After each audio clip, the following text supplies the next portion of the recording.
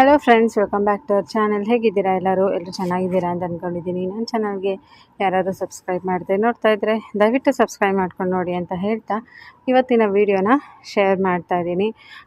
So ನಾವು ಮಾಡೋಂಥ ಕೆಲವೊಂದು ತಪ್ಪುಗಳು, ಸೊ ಇವತ್ತೊಂದು 20 ಟಿಪ್ಸ್ನ ಕೊಡ್ತಾ ಇದ್ದೀನಿ. ಮಾಡಿದ್ರೆ ಬಡತನ ಮತ್ತು ದಾರಿದ್ರ್ಯ ಬಂದೇ ಬರುತ್ತೆ ಅಂತ. ಸೊ ಯಾವ ತಪ್ಪುಗಳನ್ನ ಮಾಡೋದ್ರಿಂದ ನಮಗೆ ಬಡತನ ಮತ್ತು ದಾರಿದ್ರ್ಯ ಬರುತ್ತೆ ಅನ್ನೋದನ್ನು ಈ ವಿಡಿಯೋದಲ್ಲಿ ಶೇರ್ ಮಾಡ್ತಾಯಿದ್ದೀನಿ. ಸೊ ಯಾವ ಮನೆ ಮೇಲೆ ಮಹಾಲಕ್ಷ್ಮಿಯ ಕೃಪಾ ಕಟಾಕ್ಷ ಇರುತ್ತೋ ಅಂಥ ಮನೆಗಳಲ್ಲಿ ಯಾವಾಗಲೂ ಅಷ್ಟೈಶ್ವರ್ಯ ಧನ ಸಂಪತ್ತು ತುಂಬಿರುತ್ತೆ. ನಾವು ಈ ತಪ್ಪುಗಳನ್ನ ಈ ಮಾಡೋವಂಥ ಕೆಲವೊಂದು ತಪ್ಪುಗಳಿಂದ ಕೂಡ ಮನೆಗೆ ದಾರಿದ್ರ್ಯ ಬಡತನ ಬರುತ್ತೆ. ನಾವು ಮಾಡೋ ತಪ್ಪುಗಳಿಂದ ಮನೆಗೆ ಬಡತನ ದಾರಿದ್ರ್ಯ ಬರುತ್ತೆ ಅಂತ ಇವತ್ತು ಯಾವ ತಪ್ಪುಗಳನ್ನ ಮಾಡಿದ್ರೆ ಬರುತ್ತೆ ಅಂತ ಈ ವಿಡಿಯೋದಲ್ಲಿ ಶೇರ್ ಮಾಡ್ತಾಯಿದ್ದೀನಿ. ಸೊ ಬಡತನ ಅಂತಂದರೆ ಒಂದು ಸೋಮಾರಿತನದಿಂದ ಮಾತ್ರ ಅಲ್ಲ ಬರೋವಂಥದ್ದು. ಸೊ ನಾವು ಮಾಡೋ ಕೆಲವೊಂದು ತಪ್ಪುಗಳಿಂದ ಕೂಡ ಬಡತನ ಅನ್ನೋದು ಬರುತ್ತೆ. ಬಡತನವನ್ನು ಯಾರೂ ಕೂಡ ಇಷ್ಟಪಡೋದಿಲ್ಲ. ಸೊ ನಾವು ಮಾಡೋ ಎಲ್ಲ ತಪ್ಪುಗಳು ನಮ್ಮನ್ನು ಬಡವರನ್ನಾಗಿ ಮಾಡಿಸುತ್ತೆ. ಹಣದ ಸಂಕಷ್ಟವನ್ನು ಎದುರಿಸುವಂತೆ ಮಾಡುತ್ತೆ. ನಾವು ಎಷ್ಟೇ ಹಣ ಸಂಪಾದನೆ ಮಾಡಿದ್ರೂ ಕೂಡ ಈ ಎಲ್ಲ ತಪ್ಪುಗಳಿಂದ ಎಲ್ಲ ಹಣನ ಎಲ್ಲ ದುಡ್ಡನ್ನು ನಾವೇನು ಸಂಪಾದನೆ ಮಾಡಿರ್ತೀವಿ ಅದೆಲ್ಲನೂ ಕಳ್ಕೊಳ್ತೀವಿ. ಇಂಥ ತಪ್ಪುಗಳು ನಮಗೆ ತಿಳಿದೇನೋ ಆಗ್ತಾ ಇರುತ್ತೆ. ನಾವು ಮಾಡುವ ಯಾವೆಲ್ಲ ತಪ್ಪುಗಳಿಂದ ಬಡತನ ಬರುತ್ತೆ ಅಂತ ತಿಳ್ಕೊಳ್ಳೋಣ. ಪ್ರತಿನಿತ್ಯ ನಾವು ಸ್ನಾನ ಮಾಡೋದ್ರಿಂದ ನಮ್ಮ ದೇಹ ಮಾತ್ರ ಅಲ್ಲ, ಮನಸ್ಸು ಕೂಡ ಹೊಸ ಚೈತನ್ಯದಿಂದ ತುಂಬಿರುತ್ತೆ. ಮಹಾಲಕ್ಷ್ಮಿಗೆ ಯಾವ ವ್ಯಕ್ತಿ ಶುದ್ಧನಾಗಿರ್ತಾನೋ, ಸ್ವಚ್ಛವಾಗಿರ್ತಾನೋ ಅವನಿಗೆ ಧನ ಸಂಪತ್ತನ್ನು ಕರುಣಿಸ್ತಾಳೆ ಅಂತ ಹೇಳ್ತಾರೆ. ಹಾಗಾಗಿ ಪ್ರತಿನಿತ್ಯ ನಾವು ಶುದ್ಧವಾಗಿರಬೇಕು. ಪ್ರತಿನಿತ್ಯ ಇದೇ ಕಾರಣಕ್ಕೆ ಹೇಳೋದು, ಪ್ರತಿನಿತ್ಯ ಸ್ನಾನ ಮಾಡಿ ಅಂತ. ಸೊ ನಮ್ಮ ಸ್ನಾನ ಮಾಡೋದ್ರಿಂದ ನಮ್ಮ ಮನಸ್ಸು ಕೂಡ ಶುದ್ಧಿಯಾಗುತ್ತೆ, ಹಾಗೆ ನಮ್ಮ ದೇಹ ಕೂಡ ಶುದ್ಧಿಯಾಗುತ್ತೆ. ಮನೆಯಲ್ಲಿ ಪದೇ ಪದೇ ಕಲಹಗಳು, ಕುಟುಂಬ ಸದಸ್ಯರ ನಡುವೆ ಭಿನ್ನಾಭಿಪ್ರಾಯ ಇರೋದು. ಮಹಾಲಕ್ಷ್ಮಿಗೆ ಏನಂದರೆ ಯಾವಾಗಲೂ ಮನೆಯಲ್ಲಿ ಶಾಂತವಾಗಿರಬೇಕು. ಎಲ್ಲಿ ಗಂಡ ಹೆಂಡತಿ ಮಕ್ಕಳು ಮತ್ತು ದೊಡ್ಡವರು ಎಲ್ಲನೂ ಇಡೀ ಕುಟುಂಬ ಎಲ್ಲಿ ಸಾಮರಸ್ಯದಿಂದ ಜೀವನ ಮಾಡ್ತಾ ಇರ್ತಾರೆ ಅಲ್ಲಿರೋದಕ್ಕೆ ಮಹಾಲಕ್ಷ್ಮಿ ಇಷ್ಟಪಡ್ತಾಳೆ. ಅದನ್ನು ಬಿಟ್ಟರೆ ಯಾವ ಮನೆಯಲ್ಲಿ ಪದೇ ಪದೇ ಜಗಳಗಳಾಗ್ತಿರುತ್ತೆ, ಗಂಡ ಹೆಂಡತಿ ಜಗಳ ಆಡ್ತಿರ್ತಾರೆ, ಅಂಥ ಮನೆಗಳಲ್ಲಿ ಮಹಾಲಕ್ಷ್ಮಿ ಇರೋದಕ್ಕೆ ಇಷ್ಟಪಡೋದಿಲ್ಲ. ಹಾಗಾಗಿ ಆದಷ್ಟು ಮನೆಯನ್ನು ಒಂದು ಶಾಂತ ಸ್ವರೂಪದಲ್ಲಿ ಇಟ್ಕೊಳ್ಳೋಕ್ಕೆ ಟ್ರೈ ಮಾಡಬೇಕು. ಸೊ ಪದೇ ಪದೇ ನಿಮ್ಮ ಹಲ್ಲುಗಳನ್ನು ನಮ್ಮ ಹಲ್ಲುಗಳನ್ನ ನಾವೇ ಕಚ್ಕೊಳ್ಳೋದು, ತುಟಿಗಳನ್ನ ಕಚ್ಕೊಳ್ಳೋದು, ಈ ರೀತಿ ಮಾಡಿದ್ರೆ ಕೂಡ ಮನೆಗೆ ದಾರಿದ್ರ್ಯ ಅನ್ನೋದು ಬರುತ್ತೆ. ಹಾಗಾಗಿ ಪದೇ ಪದೇ ನಮ್ಮ ಹಲ್ಲುಗಳನ್ನ ಕಚ್ಕೊಳ್ಳೋದಾಗಲಿ, ಮತ್ತು ಹಲ್ಲು ಕಚ್ಚಿ ಮಾತಾಡೋದು, ಅಂದರೆ ಒಂಥರ ಗಟ್ಟಿಯಾಗಿ ಹಲ್ಲು ಕಚ್ಚಿ ಮಾತಾಡ್ತೀವಲ್ಲ ಆ ಥರ, ಮತ್ತು ತುಟಿಗಳನ್ನ ಯಾವಾಗಲೂ ಕಚ್ತಾ ಇರೋದು, ಈ ರೀತಿ ಮಾಡೋದ್ರಿಂದ ಕೂಡ ಮನೆಗೆ ದಾರಿದ್ರ್ಯ ಬರುತ್ತೆ. ಮುಸ್ಸಂಜೆ ಟೈಮಲ್ಲಿ ಮನೆಯಲ್ಲಿ ಕತ್ಲಾಗಿ ಇಟ್ಕೋಬಾರ್ದು. ಇದರಿಂದ ಮನೆಯಲ್ಲಿ ನಕಾರಾತ್ಮಕತೆ ಹೆಚ್ಚಾಗುತ್ತೆ, ಬಡತನ ಹೆಚ್ಚಾಗುತ್ತೆ. ಮುಸ್ಸಂಜೆ ಆಗ್ತಿದ್ದಂತೆ ಮನೆಯಲ್ಲಿ ದೀಪಗಳನ್ನ ಬೆಳಗಿಸ್ಬೇಕು. ಮನೆಯ ಹೊರಗಡೆ ಕೂಡ ದೀಪನ ಬೆಳಗಿಸ್ಬೇಕು. ಎಸ್ಪೆಷಲಿ ಶುಕ್ರವಾರ ಡೈಲಿ ಹಚ್ಚಿದ್ರೆ ಒಳ್ಳೆಯದು. ಸೊ ಡೈಲಿ ಹಚ್ಚೋಕ್ಕಾಗಲ್ಲ ಅನ್ನೋರು ಶುಕ್ರವಾರ ಅಟ್ಲೀಸ್ಟು ಹೊರಗಡೆ ಮತ್ತು ಮನೆ ಒಳಗಡೆ ದೀಪನ ಹಚ್ಚಿದ್ರೆ ಒಳ್ಳೆಯದು. ಮತ್ತು ಕೊಳಕಾಗಿರೋಂಥ ಮತ್ತು ಹರಿದೋಗಿರೋಂಥ ಬಟ್ಟೆಗಳನ್ನ ಧರಿಸ್ಬಾರ್ದು. ಇದರಿಂದ ನಮಗೆ ಹಣದ ಸಮಸ್ಯೆ ಮತ್ತು ದಾರಿದ್ರ್ಯ ಜಾಸ್ತಿ ನಮ್ಮನ್ನು ಸೇರಿಕೊಳ್ಳುತ್ತೆ. ಯಾವಾಗಲೂ ನಾವು ಶುದ್ಧವಾಗಿರೋಂಥ ಬಟ್ಟೆನೇ ಹಾಕ್ಕೋಬೇಕು. ಮತ್ತು ಹೊಸ ಬಟ್ಟೆಗಳನ್ನ ನಾವು ಪ್ರತಿನಿತ್ಯ ಹಾಕ್ಕೊಳ್ಳೋಕ್ಕಾಗಲ್ಲ. ಅದಕ್ಕೋಸ್ಕರ ಸ್ವಲ್ಪ ಅಂದರೆ ಒಗೆದಿರೋ ಬಟ್ಟೆಗಳನ್ನ ನೀಟಾಗಿ ನಾವು ಧರಿಸ್ಕೋಬೇಕಾಗತ್ತೆ. ಕೆಲವರು ಏನು ಮಾಡ್ತಾರೆ ಅಂದರೆ ಈಗ ಸ್ನಾನಕ್ಕೆ ಹೋಗ್ತಾರೆ, ಸ್ನಾನಕ್ಕೆ ಹೋಗಿಬಿಟ್ಟು ಮತ್ತು ಹಳೆ ಬಟ್ಟೆಗಳನ್ನೇ ಅಂದರೆ ಯಾವುದು ಬಿಚ್ಚಾಕಿರ್ತಾರೆ ಅದನ್ನೇ ಕೆಲವರು ಹಾಕೋತಾರೆ. ಎಸ್ಪೆಷಲಿ ನೈಟಿಗಳು ಅದೆಲ್ಲ ಹಾಕ್ಕೊತಾರಲ್ವ.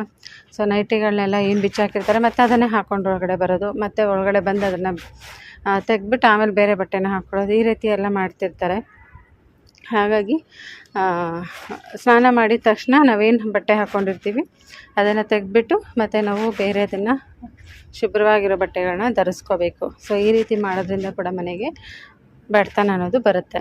ನಮ್ಮ ಹಿರಿಯರು ಮುರಿದ ಅಥವಾ ತುಂಡಾದ ಬಾಚಣಿಗೆಯಲ್ಲಿ ತಲೆ ಬಾಚಿಕೊಳ್ಬಾರ್ದು ಅಂತ ಹೇಳಿದ್ದಾರೆ. ಸೊ ಹಾಗಾಗಿ ಅದರಲ್ಲೂ ಹೆಣ್ಮಕ್ಳು ಸುಮಂಗಲಿಯರು ಅಂದರೆ ಮುತ್ತೈದೆಯರು ಈ ತಪ್ಪನ್ನು ಮಾಡಲೇಬಾರ್ದು. ಕೆಲವರು ಏನು ಮಾಡ್ತಾರೆ ಅಂದರೆ ಬಾಚಣಿಗೆಗಳು ಅದರಲ್ಲಿರೋ ಹಲ್ಲುಗಳೆಲ್ಲ ಮುರಿದೋಗಿರುತ್ತೆ, ಆದರೂ ಕೂಡ ಅದನ್ನು ಬಿಡೋದಿಲ್ಲ, ಅದರಲ್ಲೇ ತಲೆ ಬಚ್ತಾ ಇರ್ತಾರೆ. ಸೊ ಈ ರೀತಿ ಮಾಡ್ಕೊಬಾರ್ದು. ಸೊ ಅದೇನಾದರೂ ಹರಿದೋಯ್ತಾ ಬೇರೆ ಹೊಸ ಬಾಚಣಿಗೆ ತೊಗೊಂಬಂದು ಅದನ್ನು ಯೂಸ್ ಮಾಡಬೇಕು. ಪ್ರತಿನಿತ್ಯ ನಾವು ದೇವ್ರ ಮನೆಯಲ್ಲಿ ಪೂಜೆ ಮಾಡಬೇಕಾದ್ರೆ ಈ ಒಂದು ರೂಢಿನ ಬೆಳೆಸ್ಕೋಬೇಕಾಗತ್ತೆ. ಸೊ ದೇವ್ರ ಪೂಜೆಯನ್ನು ಮಾಡಿದ್ರೆ ಸಾಲದು, ಇದರೊಂದಿಗೆ ನಾವು ಪ್ರತಿನಿತ್ಯ ಮುಂಜಾನೆ ಮತ್ತು ಮುಸ್ಸಂಜೆ ಸಮಯದಲ್ಲಿ ದೇವರಿಗೆ ದೀಪನ ಹಚ್ಚಬೇಕಾಗತ್ತೆ. ಸೊ ಕೆಲವೊಂದು ಮಂತ್ರಗಳನ್ನ ನಾವು ಮನೆಯಲ್ಲಿ ಪಠಿಸೋದ್ರಿಂದ ಮಂತ್ರಕ್ಕಿರೋಂಥ ಶಕ್ತಿ ಇದೆಯಲ್ಲ.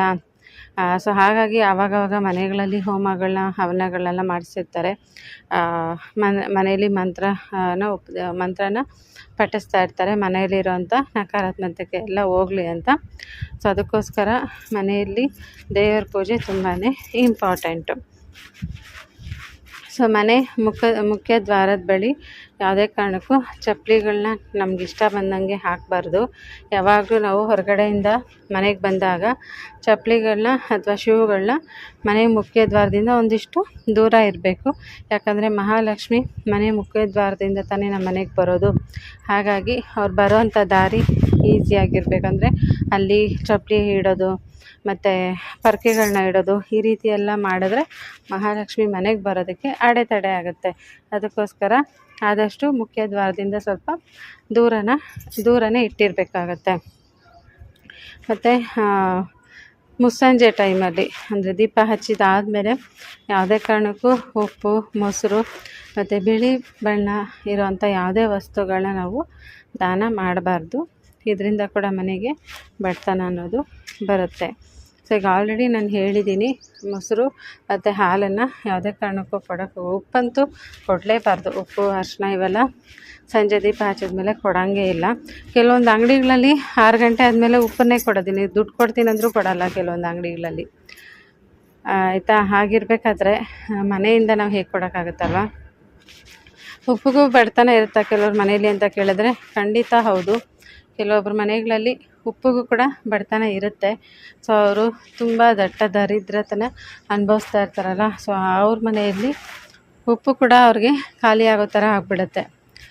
ಅಂಥವರು ಏನು ಮಾಡ್ತಾರೆ ಅಂದರೆ ಆವಾಗ ಯಾರ ಮನೆಗಾದರೂ ಬಂದು ಉಪ್ಪನ್ನು ಕೇಳ್ತಾರೆ ಕೆಲವರು. ಆವಾಗ ನಮಗೆ ಈ ವಿಷಯ ಗೊತ್ತಿರೋರು ಕೊಡಲ್ಲ, ಗೊತ್ತಿಲ್ಲದೆ ಏನು ಮಾಡ್ತಾರೆ ಕೆಲವರು ಉಪ್ಪೇ ತಾನೇ ಕೊಟ್ಬಿಡೋಣ ಅಂತೇಳಿ ಕೆಲವರು ಕೊಡೋದು ಕೂಡ ಉಂಟು. ಸೊ ಆ ರೀತಿ ತಪ್ಪುಗಳನ್ನ ಮಾಡೋಕ್ಕೆ ಹೋಗಬೇಡಿ. ಯಾರೂ ಅಷ್ಟೇ ಬೇರೆಯವ್ರ ಮನೆಗೆ ಉಪ್ಪು ಕೇಳೋಕ್ಕೆ ಹೋಗಬೇಡಿ. ಯಾರಾದರೂ ಬಂದು ಕೇಳಿದ್ರೆ ಕೊಡಲೂಬೇಡಿ. ಸೊ ಹಾಗಾಗಿ ಇದರಿಂದ ಕೂಡ ಮನೆಗೆ ಬಡತನ ಅನ್ನೋದು ಬರುತ್ತೆ. ಇನ್ನೂ ಕೆಲವೊಂದು ಮನೆಯಲ್ಲಿ ಮಹಿಳೆಯರಿಗೆ ಅಡುಗೆ ಮಾಡುವಾಗ ತಲೆ ಬಾಚುವಂಥ ಕೆಟ್ಟ ಅಭ್ಯಾಸ ಇರುತ್ತೆ. ಇದು ನಾವು ತಾಯಿ ಅನ್ನಪೂರ್ಣೇಶ್ವರಿಗೆ ಮಾಡೋವಂಥ ಅವಮಾನ ಆಗಿರುತ್ತೆ. ನಾವು ಅಡುಗೆ ಮನೆಗೆ ಹೋದಾಗ ಯಾವಾಗಲೂ ಅಷ್ಟೇ ಕೂದಲನ್ನೆಲ್ಲ ಬಿಟ್ಕೊಂಡು ಅಡುಗೆನ ಮಾಡಬಾರ್ದು. ಆದಷ್ಟು ನಾವು ಅಡುಗೆ ಮನೆಗೆ ಹೋಗ್ತಿದ್ದಂಗೆ ತಲೆನ ಗಂಟು ಕಟ್ಕೊಳ್ಬೇಕಂದ್ರೆ ಫುಲ್ಲು ಫ್ರೀ ಹೇರ್ಸ್ ಎಲ್ಲ ಬಿಟ್ಕೊಂಡು ಅಡುಗೆ ಮಾಡೋದಲ್ಲ. ತಲೆನ ನೀಟಾಗಿ ಬಾಚಿ ಜಡೆನಾದರೂ ಹಾಕ್ಕೋಬೇಕು, ಇಲ್ಲ ಗಂಟಾದರೂ ಕಟ್ಕೊಂಡು ಆಮೇಲೆ ಅಡುಗೆನ ಮಾಡಬೇಕು. ಇಲ್ಲಾಂದರೆ ಫ್ರೀ ಹೇರ್ಸ್ ಎಲ್ಲ ಬಿಟ್ಟಾಗ ಏನಾಗುತ್ತೆ, ಆ ಕೂದಲೇ ನಮಗೇನಾದರೂ ಹೇರ್ ಫಾಲ್ ಸಮಸ್ಯೆ ಇತ್ತು ಅಂತಂದರೆ, ಅಥವಾ ಹೇರ್ ಫಾಲ್ ಸಮಸ್ಯೆ ಇಲ್ಲದೇ ಇರಲಿ, ಆ ಕೂದಲು ಅನ್ನೋದು ಬಂದು ಅಡುಗೆಯಲ್ಲಿ ಬಿದ್ದುಬಿಡುತ್ತೆ. ಆವಾಗ ಅದು ಕೂಡ ಒಂದು ನೆಗೆಟಿವ್ ಎನರ್ಜಿನ ಅಟ್ರ್ಯಾಕ್ಟ್ ಮಾಡುತ್ತೆ. ಮನೆಯಲ್ಲಿ ಯಾವುದೇ ಕಾರಣಕ್ಕೂ ಮುರಿದು ಹೋದ ಕನ್ನಡಿಯಲ್ಲಿ ಮುಖನ ನೋಡ್ಕೊಬಾರ್ದು. ಮನೆಯಲ್ಲಿ ಕನ್ನಡಿ ಒಡೆದಿದ್ರೆ ಅದನ್ನು ಮೊದಲು ಮನೆಯಿಂದ ಹೊರಗಡೆ ಹಾಕಬೇಕು.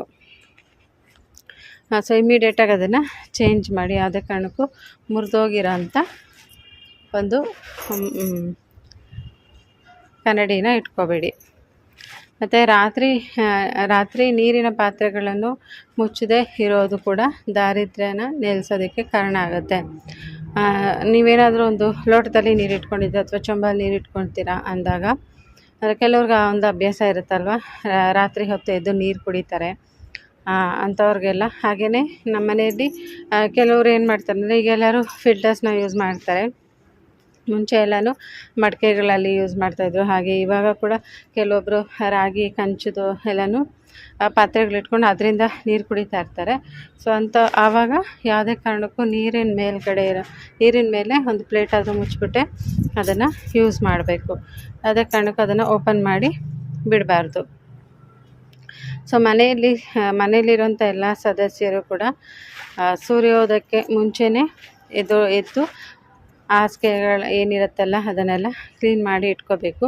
ಮತ್ತು ಸೂರ್ಯಾಸ್ತ ಅಂದರೆ ಸೂರ್ಯ ಮುಳುಗೋ ಟೈಮಲ್ಲಿ ಯಾವುದೇ ಕಾರಣಕ್ಕೂ ಮಲಗಬಾರ್ದು. ಅಂದರೆ ಸೂರ್ಯ ಹುಟ್ಟೋದಕ್ಕಿಂತ ಮುಂಚೆ ನಾವು ಎದ್ದೇಳಬೇಕು, ಸೂರ್ಯಾಸ್ತ ಆದಮೇಲೆ ಮಲಗಬಾರ್ದು. ಸೊ ಈ ರೀತಿ ಮಾಡೋದ್ರಿಂದ ಕೂಡ ಕೆಲವ್ರಿಗೆ ಏನಂದರೆ ಬೆಳಗ್ಗೆ 7 ಗಂಟೆ 8 ಗಂಟೆಗೆಲ್ಲ ಎದ್ದೇಳೋಂಥ ಅಭ್ಯಾಸ ಇರುತ್ತೆ. ಅವ್ರ ಮನೆಯಲ್ಲೆಲ್ಲ ಯಾವಾಗಲೂ ಬಡತನ ತಾಂಡವ ಆಡ್ತಾ ಇರುತ್ತೆ. ಮತ್ತು ಸೂರ್ಯಾಸ್ತ ಟೈಮಲ್ಲಿ ದೀಪ ಹಚ್ಚೋದನ್ನ ಬಿಟ್ಬಿಟ್ಟು ಕಾಲು ಚಾಚ್ಕೊಂಡು ಮಲಗಿರ್ತಾರೆ. ಆವಾಗ ಮನೆಗೆ ಮಹಾಲಕ್ಷ್ಮಿ ಎಲ್ಲಿಂದ ಬರ್ತಾರಲ್ವ. ಅದಕ್ಕೋಸ್ಕರ ಈ ತಪ್ಪಗಳನ್ನ ಮಾಡಿದ್ರೆ ಮನೆಗೆ ಬಡತನ ಬರೋದು ಗ್ಯಾರಂಟಿ. ಮತ್ತು ದೇವ್ರ ಫೋಟೋ ಅಥವಾ ವಿಗ್ರಹ ಮುಂದೆ ಕಾಲ ಮೇಲೆ ಕಾಲು ಹಾಕ್ಕೊಂಡು ಕುತ್ಕೊಳ್ಳೋದು, ಸೊ ಕಾಲನ್ನು ಅಲ್ಲಾಡಿಸೋದು, ಈ ರೀತಿ ಎಲ್ಲ ಮಾಡಿದ್ರೆ ಕೂಡ ದರಿದ್ರತೆ ಬರುತ್ತೆ. ಸೊ ಈ ವಿಷಯ ನಾನು ಸುಮಾರು ಜನಕ್ಕೆ ಹೇಳಿದ್ದೀನಿ. ಅಂದರೆ ನನ್ನ ಕೊಲೀಗ್ಸ್ಗೂ ಕೂಡ ತುಂಬ ಸಲ ಹೇಳಿದ್ದೀನಿ. ಅವ್ರೇನು ಮಾಡ್ತಾರೆ ಅಂದರೆ, ಈಗ ಆಫೀಸಲ್ಲಾಗಲಿ ಮನೆಯಲ್ಲೇ ಆಗಿರ್ಬೋದು, ಆಫೀಸಲ್ಲಿ ಇವಾಗ ನಾವು ಕುತ್ಕೊಂಡಿರ್ತೀವಲ್ವ, ಸೊ ಕುತ್ಕೊಂಡಿರ್ಬೇಕಾದ್ರೆ ಕಾಲು ಅಲ್ಲಾಡಿಸ್ತಾ ಇರ್ತಾರೆ. ಅದೊಂದು ಕೆಟ್ಟ ಅಭ್ಯಾಸ ನನಗೆ. ಎಷ್ಟೋ ಸಲ ತುಂಬ ಜನಕ್ಕೆ ಈ ವಿಷಯನ ಹೇಳಿದ್ದೀನಿ ನಾನು. ಕಾಲಲ್ಲಿ ಅಲ್ಲಾಡಿಸ್ತಾ ಇರ್ತಾರೆ. ಆ ಥರ ನನಗದು ಇರಿಟೇಷನ್ ಆಗ್ತಾ ಇರುತ್ತೆ. ಆವಾಗ ಅವ್ರಿಗೆ ಹೇಳ್ತಾ ಇರ್ತೀನಿ, ಕಾಲನ್ನು ಅಲ್ಲಾಡಿಸ್ಬೇಡಿ, ಅದು ದರಿದ್ರ ಬರುತ್ತೆ. ಏನು ಆಫೀಸಿಗೆ ದರಿದ್ರ ಬರುತ್ತಾ ಅಂತ ಮತ್ತೆ ಕೇಳ್ತಾರೆ. ಸೊ ಆವಾಗ ನಾನು ಅವ್ರಿಗೆ ಬಿಡಿಸಿ ಹೇಳ್ತೀನಿ, ಸೊ ಆಫೀಸ್ಗೆ ಅಂತಲ್ಲ, ನಿಮಗೆ ಪರ್ಸ್ನಲಾಗಿ ಬರುತ್ತೆ, ಆ ಥರ ಕಾಲು ಅಲ್ಲಾಡಿಸ್ಬೇಡಿ, ಮಾಡೋಂಥ ಕೆಲಸಕ್ಕೆ ಸ್ವಲ್ಪ ಮರ್ಯಾದೆ ಕೊಡಿ ಅಂತ ಹೇಳಿರ್ತೀನಿ. ಸೊ ಕೆಲವೊಬ್ರು ಅದನ್ನು ತೊಗೊಳ್ತಾರೆ, ಇನ್ನು ಕೆಲವೊಬ್ಬರು ನೆಗ್ಲೆಕ್ಟ್ ಮಾಡ್ತಾರೆ. ಸೊ ನೆಗ್ಲೆಕ್ಟ್ ಮಾಡಿ ಅನುಭವಿಸ್ತಾ ಇರೋದು ಕೂಡ ನೋಡಿದ್ದೀನಿ. ಸೊ ಆವಾಗ ಅವ್ರು ಕೇಳ್ತಾ ಇರ್ತೀನಿ, ಸೊ ಏನಾದರೂ ಒಂದು ವಿಷಯ ಹೇಳಿದಾಗ ಅದನ್ನು ಮನ್ಸಿಗೆ ತೊಗೊಳ್ಳಿ, ನಿಮ್ಗೆ ಇಷ್ಟ ಬಂದಂಗೆ ನೆಗ್ಲೆಕ್ಟ್ ಮಾಡಿದ್ರೆ ಹೀಗೇ ಆಗುತ್ತೆ. ಅದಕ್ಕೋಸ್ಕರ ಒಳ್ಳೆಯದಕ್ಕೆ ಹೇಳೋದು, ಕೆಟ್ಟದಕ್ಕೆ ಯಾರೂ ಹೇಳೋದಿಲ್ಲ. ಏನಾದರೂ ಹೇಳ್ತೀವಿ ಅಂದರೆ ಅದರಲ್ಲೊಂದು ಮೀನಿಂಗ್ ಇರುತ್ತೆ, ಅರ್ಥ ಮಾಡಿಕೊಂಡ್ರೆ ಒಳ್ಳೆಯದು ಅಂತ ಹೇಳ್ತಾ ಇರ್ತೀನಿ. ಆವಾಗ ಅವ್ರ ತಪ್ಪನ್ನು ತಿದ್ದುಕೊಳ್ತಾರೆ. ಸೊ ಈ ರೀತಿ ಅಭ್ಯಾಸ ತುಂಬಾ ಕೆಟ್ಟದ್ದು. ಮನೆಯಲ್ಲೇ ಆಗಿರ್ಬೋದು, ನೀವು ಕೆಲಸ ಮಾಡೋಂಥ ಸ್ಥಳಗಳಲ್ಲೇ ಆಗಿರ್ಬೋದು, ಕಾಲನ್ನು ಅಲ್ಲಾಡಿಸ್ಬೇಡಿ. ಯಾಕಂದರೆ ಅದು ನಮ್ಮ ಕಾಲು ಏನು ಅನುಭವಿಸ್ತಾ ಇರಬೇಕಾಗಿರೋದು ನಾವು ಅಂದ್ಕೋಬೋದು ಆಫೀಸ್ ತಾನೇ ಮಾಡ್ಕೊಳ್ಳೋಣ ಅಂತ ಹೇಳ್ಬಿಟ್ಟು. ಆಫೀಸ್ ಆಗಲಿ ಮನೆ ಆಗಲಿ, ಸೊ ಎಲ್ಲಿದ್ದರೂ ಕೂಡ ಈ ತಪ್ಪುಗಳನ್ನ ಮಾಡಬಾರ್ದು. ಕಾಲು ಚಾಚ್ಕೊಂಡು, ಅಂದರೆ ದೇವ್ರ ಮನೆಗೆ ಕಾಲು ಚಾಚ್ಕೊಂಡು ಮಲ್ಕೊಳ್ಳೋದು, ಅಥವಾ ದೇವ್ರ ಮನೆ ಕಡೆ ಕಾಲು ಚಾಚೋದು, ಮತ್ತು ಕಾಲು ಅಲ್ಲಾಡಿಸೋದು, ಈ ರೀತಿ. ಸೊ ನೀವು ಕಾಲು ಅಲ್ಲಾಡಿಸ್ಕೊಂಡು ಮಲ್ಕೋಬೇಡಿ, ಹಾಗೆಯೇ ಕಾಲು ಅಲ್ಲಾಡಿಸ್ಕೊಂಡು ಕುತ್ಕೊಬಿಡೋದು, ಈ ರೀತಿ ಎಲ್ಲ ಮಾಡೋದ್ರಿಂದ ಕೂಡ ದರಿದ್ರತೆ ಅನ್ನೋದು ಬರುತ್ತೆ. ಹಾಗೆಯೇ ಕೆಲವೊಂದು ಮನೆಗಳಲ್ಲಿ ಬಾತ್ರೂಮ್ ಬಾಗಿಲನ್ನು ಹಾಕೋದೇ ಇಲ್ಲ, ಯಾವಾಗಲೂ ಓಪನ್ ಮಾಡಿರ್ತಾರೆ. ಸೊ ಇದರಿಂದ ಕೂಡ ನಕಾರಾತ್ಮಕ ಶಕ್ತಿಗಳು ಹೆಚ್ಚಾಗ್ತಾ ಇರುತ್ತೆ. ಆದಷ್ಟು ಬಾತ್ರೂಮ್ ಡೋರ್ನ ಯಾವಾಗಲೂ ಕ್ಲೋಸ್ ಮಾಡಿ ಇಡಬೇಕು. ಮನೆಗೆ ಯಾರಾದರೂ ಬಂದಾಗ ಅವರನ್ನು ಯಾವುದೇ ಕಾರಣಕ್ಕೂ ಅವಮಾನ ಮಾಡಿ ಕಳಿಸ್ಬಾರ್ದು. ಸಾಧ್ಯವಾದ ಅವ್ರಿಗೇನಾದರೂ ಹೊಟ್ಟೆ ಕಳಿಸ್ಬೇಕು. ಸೊ ನಮ್ಮನ್ನು ಹುಡ್ಕೊಂಡು ನಮ್ಮ ಮನೆಗೆ ಯಾರಾದರೂ ಬರ್ತಾರೆ ಅಂದಾಗ ಅವ್ರಿಗೆ ಆದಷ್ಟು ಅವಮಾನನ ಮಾಡದೇ ಇದ್ದರೆ ಒಳ್ಳೆಯದು. ಇನ್ ಕೇಸ್ ಅವ್ರಿಗೆ ಇವಾಗ ಯಾವ ಉದ್ದೇಶ ಇಟ್ಕೊಂಡು ಬಂದಿರ್ತಾರೆ ನಮಗೆ ಗೊತ್ತಿರಲ್ಲ. ನೋಡಿ ತಾಳ್ಮೆಯಿಂದ ಫಸ್ಟು ಮಾತಾಡಿಸಿ, ಅವ್ರಿಗೆ ಏನು ಬೇಕೋ ನೋಡಿ. ಅವ್ರು ತೀರಾ ಅಂದರೆ ಈ ಪರಿಸ್ಥಿತಿಗಳು ಹೆಂಗಿರುತ್ತೆ ಹೇಳೋಕ್ಕಾಗಲ್ಲ ಅಲ್ವಾ. ಅವ್ರು ಯಾವ ಉದ್ದೇಶ ಇಟ್ಕೊಂಡು ಬಂದಿರ್ತಾರೆ, ಒಳ್ಳೆಯ ಉದ್ದೇಶನೇ ಇಟ್ಕೊಂಡು ಬಂದರೆ ಓಕೆ, ಕೆಟ್ಟ ಉದ್ದೇಶನ ಇಟ್ಕೊಂಡು ಬಂದು ಜಗಳ ಮಾಡಲೇಬೇಕು ಅಂತ ಬರೋರಿಗೆ ಏನೂ ಮಾಡೋಕ್ಕಾಗಲ್ಲ. ಆದಷ್ಟು ಫಸ್ಟು ನಾವು ತಾಳ್ಮೆ ಕಳ್ಕೊಳ್ದೆ ನಿಧಾನವಾಗಿ ಮಾತಾಡಿಸಿ. ಇಲ್ಲ ಅಂತಂದರೆ ತೀರಾ ಬಗ್ಲೇ ಇಲ್ಲ ಆ ಟೈಮ್ಗೆ ಅಂತಂದಾಗ ಆವಾಗ ನೀವು ಆ್ಯಕ್ಷನ್ನ ತೊಗೊಬೋದು. ಬಟ್ ಫಸ್ಟೇ ಬಂದ ತಕ್ಷಣ ಅವಮಾನ ಮಾಡಿ ಕಳಿಸ್ಬಿಡೋದು ಅದು ಒಳ್ಳೆಯದಲ್ಲ. ಹಾಗೆಯೇ ಮನೆಯಲ್ಲಿ ಹೊಸ್ತಿಲು ಪೂಜೆ ತಪ್ಪದೇ ಮಾಡಬೇಕು. ಯಾಕಂದರೆ ಹೊಸ್ತಿಲ ಮೇಲೆ ಮಹಾಲಕ್ಷ್ಮಿ ಮತ್ತು ದರಿದ್ರಲಕ್ಷ್ಮಿ ಇಬ್ಬರೂ ಇರ್ತಾರೆ. ಅಂಥ ಸಮಯದಲ್ಲಿ ನಾವು ಹೊಸ್ಲನ್ನ ಪೂಜೆ ಮಾಡಿದಾಗ ಪೂಜೆ ಮಾಡಿದಾಗ ಮಹಾಲಕ್ಷ್ಮಿ ಒಳಗಡೆ ಬರ್ತಾರೆ, ಪೂಜೆ ಮಾಡದೇ ಇದ್ದರೆ ದರಿದ್ರಲಕ್ಷ್ಮಿ ಒಳಗಡೆ ಬರ್ತಾರೆ. ಇಷ್ಟೇ ಡಿಫ್ರೆನ್ಸು. ಮತ್ತು ಮನೆಯಲ್ಲಿ ಹೆಣ್ಮಕ್ಳು ಯಾವಾಗಲೂ ಕಣ್ಣೀರನ್ನು ಹಾಕೋದು ನಿಲ್ಲಿಸ್ಬೇಕು. ಸೊ ಯಾವ ಮನೆಯಲ್ಲಿ ಯಾವಾಗಲೂ ಹೆಣ್ಮಕ್ಳು ಕಣ್ಣೀರು ಹಾಕ್ತಾ ಇರ್ತಾರೋ ಆ ಮನೆ ಉದ್ಧಾರ ಆಗೋದಿಲ್ಲ. ಹಾಗಂತ ನೀವು ಕೇಳ್ಬೋದು, ಹಾಗಾದರೆ ನಮಗೇನು ಫೀಲಿಂಗ್ಸ್ ಇರೋದಿಲ್ವ ಹೆಣ್ಮಕ್ಳಿಗೆ, ನಾವು ಅಳ್ಳೇಬಾರ್ದ ಮನೆಯಲ್ಲಿ, ನೆಲ್ಲೋಗಿ ಅಳಬೇಕು, ನಮಗೂ ಕೂಡ ಎಮೋಷನ್ಸ್ ಇರುತ್ತೆ ಅಂತೆಲ್ಲ ಕೇಳ್ಬೋದು. ಎಲ್ಲರಿಗೂ ಇರುತ್ತೆ. ಏನಾದರೂ ಎಮೋಷನ್ಸ್ನ ಕಂಟ್ರೋಲ್ ಮಾಡ್ಕೊಳಕ್ಕಾಗದೇ ಇದ್ದಾಗ ಅಳು ಬರುತ್ತೆ, ಏನೂ ಮಾಡೋಕ್ಕಾಗೋದಿಲ್ಲ. ಬಟ್ ಮನೆ ಏಳಿಗೆಗೋಸ್ಕರ ನಾವು ಅದನ್ನು ಕಂಟ್ರೋಲ್ ಮಾಡಬೇಕಾಗತ್ತೆ. ಸೊ ಹತ್ತಿರ ಏನು ಪ್ರಯೋಜನ, ಹತ್ತಿರ ಏನಾದರೂ ಪ್ರಯೋಜನ ಇದೆಯಾ? ನಮಗೆ ತಲೆನೋವು ಬರುತ್ತೆ, ಹತ್ತು ನಮ್ಮ ಕಣ್ಣೀರೇ ಬಾಡೋಗುತ್ತೆ. ಅದು ಅಲ್ಲದೆ ಹತ್ತು ನಮ್ಮ ಆರೋಗ್ಯ ಕೆಡುತ್ತೆ, ಹತ್ತು ನಮಗೇನೆ ಎಫೆಕ್ಟ್ ಆಗುತ್ತೆ. ಅದರಿಂದ ಯಾರಿಗೂ ಏನೂ ಪ್ರಯೋಜನ ಇಲ್ಲ ಅಂದಾಗ ಯಾಕೆ ಅಳಬೇಕು? ಸೊ ಎಲ್ಲನೂ ಸ್ವಲ್ಪ ಪ್ರಾಕ್ಟಿಕಲಾಗಿ ಥಿಂಕ್ ಮಾಡಬೇಕಷ್ಟೇನೆ. ಕೆಲವರು ನನ್ನ ಜೊತೆಗೆ ಇರೋರು ಕೇಳ್ತಿರ್ತಾರೆ, ಯಾಕೆ ಎಲ್ಲದನ್ನು ಪಾಸಿಟಿವಾಗೇ ತೊಗೊಳ್ತೀಯಾ, ಯಾವುದನ್ನು ನೀನು ನೆಗೆಟಿವಾಗಿ ನೋಡೋಕ್ಕೆ ಹೋಗೋದಿಲ್ಲ, ಎಲ್ಲದರಲ್ಲೂ ಏನಾದರೂ ಒಂದು ವಿಷಯ ಆಗ್ತಾ ಇರಲಿ ಅದ್ರಲ್ಲಿ ಪಾಸಿಟಿವಿಟಿನೇ ಹುಡುಕ್ತಾ ಇರ್ತೀಯಾ ಅಂತ. ಈವನ್ ಅಳೋ ವಿಷಯದಲ್ಲಿ ತುಂಬ ಎಮೋಷನ್ಸ್ನ ನಾನು ಕೂಡ ಕಂಟ್ರೋಲ್ ಮಾಡ್ಕೊಳ್ತೀನಿ ಕೆಲವೊಂದು ಸಲ. ತುಂಬ ತೀರಾ ಹದಗೆಟ್ಟಿದೆ ಅಂದಾಗ ಅಂಥ ಪರಿಸ್ಥಿತಿ ಬಂದಾಗ, ಯಾಕಂದರೆ ನಾನು ಕೂಡ ಫಸ್ಟು ಎಲ್ಲದನ್ನು ಅನುಭವಿಸಿದೆ. ಅಂದರೆ ಎಷ್ಟು ಕಷ್ಟಗಳನ್ನ, ನೋವುಗಳನ್ನ, ಕಣ್ಣೀರನ್ನು ಹೆಂಗಾಗ್ಬಿಟ್ಟಿದೆ ಅಂದರೆ ಆ ಒಂದು ಟೈಮಲ್ಲಿ ಕಣ್ಣೀರು ಹಾಕಿ ಕಣ್ಣಲ್ಲಿ ನೀರೇ ಬರೋಲ್ಲ, ಕಣ್ಣಲ್ಲಿ ನೀರು ಬತ್ತೋಗೋಷ್ಟು ಹತ್ತಿದ್ದೀನಿ ನಾನು ಕೂಡ. ಅದೆಲ್ಲ ಪರ್ಸ್ನಲ್ ಎಕ್ಸ್ಪೀರಿಯೆನ್ಸ್ ಹಾಗಾಗಿ ಶೇರ್ ಮಾಡ್ತಾಯಿದ್ದೀನಿ. ಸೊ ಆ ಥರ ಹತ್ತಿರ ಏನು ಪ್ರಯೋಜನ, ಆಗೋಗಿರೋದನ್ನು ಯಾರು ಏನು ಮಾಡೋಕ್ಕಾಗಲ್ಲಲ್ವ, ನಮ್ಮ ಕೈಯಲ್ಲಿ ಏನೂ ಇರೋದಿಲ್ಲ. ಹತ್ತಿರ ಎಲ್ಲ ಪ್ರಾಬ್ಲಮ್ ಸಾಲ್ವ್ ಆಗಂಗಿದ್ರೆ ಇಡೀ ದಿನ ಕೂತ್ಕೊಂಡು ಅಳ್ತೀನಿ ನಾನು ಬೇಕಾದರೆ. ಹತ್ತಿರ ಏನೂ ಪ್ರಾಬ್ಲಮ್ ಸಾಲ್ವ್ ಆಗೋದಿಲ್ಲ. ಅಳೋದ್ರಿಂದ ನಮಗೇನೆ ಆರೋಗ್ಯ ಹಾಳಾಗುತ್ತೆ, ತಲೆನೋವು ಬರುತ್ತೆ, ನಿದ್ದೆ ಬರೋಲ್ಲ, ಕಣ್ಣೆಲ್ಲ ಊದ್ಕೊಳ್ಳುತ್ತೆ. ಅದೆಲ್ಲ ಯಾರಿಗೆ ಬೇಕು ಅಲ್ವಾ?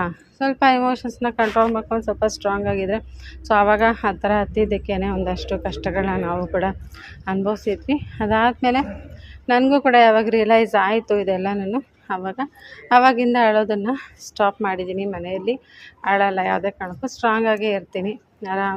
ಏನೇ ಪ್ರಾಬ್ಲಮ್ ಬಂದರೂ ಕೂಡ ಅದನ್ನು ಸ್ಟ್ರಾಂಗಾಗಿ ಫೇಸ್ ಮಾಡ್ತೀವಿ. ಸೊ ಹಾಗಾಗಿ ಅಳೋದನ್ನು ಮನೆಯಲ್ಲಿ ಕಡಿಮೆ ಮಾಡಿ ಸ್ವಲ್ಪ ಸ್ಟ್ರಾಂಗಾಗಿ ಇರೋದಕ್ಕೆ ಟ್ರೈ ಮಾಡಿ. ಮನೆಯಲ್ಲಿ ಯಾವಾಗಲೂ ಅರಿಶಿನ, ಕುಂಕುಮ, ಉಪ್ಪು ಮತ್ತು ಅಡುಗೆ ಮನೆಯಲ್ಲಿ ಡಬ್ಬಿಗಳು ಖಾಲಿ ಆಗದಂತೆ ನೋಡ್ಕೊಳ್ಳಿ. ಸೊ ಎಲ್ಲ ಡಬ್ಬಿಗಳನ್ನ ಖಾಲಿಯಾಗಿ ಬಿಡಬೇಡಿ. ಅದು ಖಾಲಿ ಆಗೋದಕ್ಕಿಂತ ಮುಂಚೆನೇ ಅದನ್ನೆಲ್ಲ ತೊಗೊಂಬಂದು ಆಯಾ ಡಬ್ಬಿಗಳಿಗೆ ಹಾಕಿ ತುಂಬಿಸಿಡಿ. ಸೊ ಇದರಿಂದ ಕೂಡ ಯಾವಾಗ ಅದು ಖಾಲಿಯಾಗಿರುತ್ತೆ ಮನೆಯಲ್ಲಿ ದರಿದ್ರತೆ ಅನ್ನೋದು ಕೂಡ ಬರುತ್ತೆ. ಅದಕ್ಕೋಸ್ಕರ ಸೊ ಮನೆಯಲ್ಲಿ ಈ ಒಂದು ತಪ್ಪುಗಳು ಮಾಡೋದ್ರಿಂದ ಮನೆಗೆ ದರಿದ್ರತೆ ಬರುತ್ತೆ. ಹಾಗೆಯೇ ಮನೆಯ ಸದಸ್ಯರು ಹಣಕಾಸಿನ ಸಮಸ್ಯೆಗಳನ್ನ ಎದುರಿಸ್ಬೇಕಾಗತ್ತೆ, ಆರೋಗ್ಯ ಸಮಸ್ಯೆಗಳನ್ನ ಎದುರಿಸ್ಬೇಕಾಗತ್ತೆ. ಸಾಧ್ಯವಾದಷ್ಟು ನಮ್ಮಿಂದ ಈ ತಪ್ಪುಗಳನ್ನ ಆಗದೇ ಇರೋ ಥರ ನೋಡ್ಕೊಳ್ಳೋಣ. ಓಕೆ ಫ್ರೆಂಡ್ಸ್, ಇದಾಗಿತ್ತು ಇವತ್ತಿನ ಒಂದು ಸಿಂಪಲ್ ವೀಡಿಯೋ. ಹೋಪ್ ಎಲ್ಲರಿಗೂ ಇಷ್ಟ ಆಗಿದೆ ಅಂದ್ಕೊಳ್ತೀನಿ. ಇಷ್ಟ ಆಗಿದ್ದರೆ ಲೈಕ್ ಮಾಡಿ, ಹೊಸದಾಗಿ ನೋಡ್ತಾ ಇದ್ದರೆ ಸಬ್ಸ್ಕ್ರೈಬ್ ಮಾಡ್ಕೊಂಡು ನೋಡಿ ಅಂತ ಹೇಳ್ತಾ ಇವತ್ತಿನ ವೀಡಿಯೋ ನಾನು ಇಲ್ಲೇ ಎಂಡ್ ಮಾಡ್ತಾಯಿದ್ದೀನಿ. Thank you so much for watching. Take care. Bye.